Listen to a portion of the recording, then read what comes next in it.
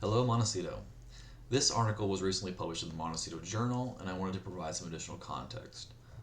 So first off, thank you to the Sheriff's Department for addressing this and letting the community know about the specific methods these criminals are using. So these types of crimes have been going on for well over a year now, where you have South American gangs come into the country and burglarize as many homes as possible before they head back and sell the stuff they stole. Now, the first thing I wanted to talk about was credit cards. The deputy says women from the gangs are often taking people's credit card numbers and copying your car key fobs while the men are staking out the house, right? But both of these are relatively easily preventable. You simply upgrade to the latest technology utilizing NFC credit cards or tap to pay and getting car fobs with rolling codes. These have been widely available since the 2010s. But be wary of skimmers, credit card skimmers.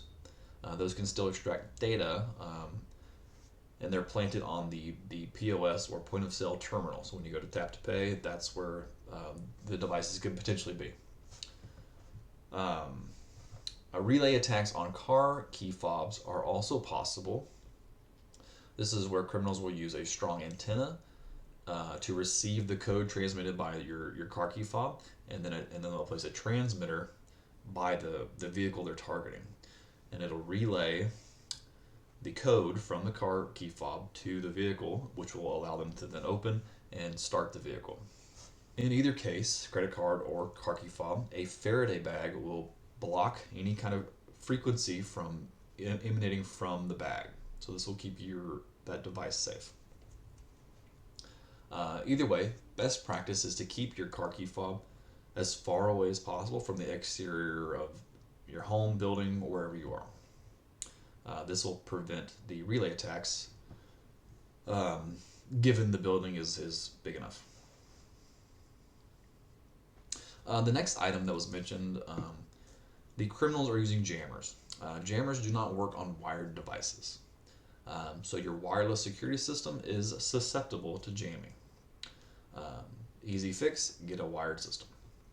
And make sure the cables are secured. One little snip will render that device or potentially your whole system useless. Safes were also mentioned, and you don't need a huge safe. If you don't have stuff to fill it, get an adequately sized safe. Just make sure it's well constructed, but do anchor it. You can anchor it to studs, you can anchor it to the floor, concrete into the floor. And this will do two things.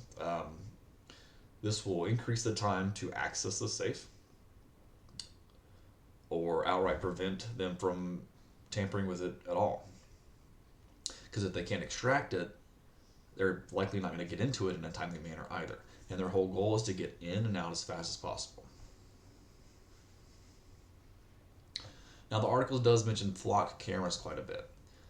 And the selling point of these cameras is cloud storage and solar. Now, what kind of system does that sound to you? That is a wireless system. And based on what I've just told you, does that sound like a great idea?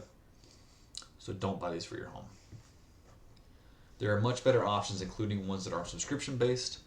But if money is no object to you, have at it, right? But still opt for a wired system. As for LPR or license plate recognition, absolutely. This will make investigating incidents so much easier, and possibly even prevent some incidents. Imagine if you have a vehicle description or license plate you're looking out for based on either your neighbor or law enforcement. They've given you a vehicle description. It's much easier to find a little 5-second clip with a license plate, highlighted in the top, than to scrub through hours of footage.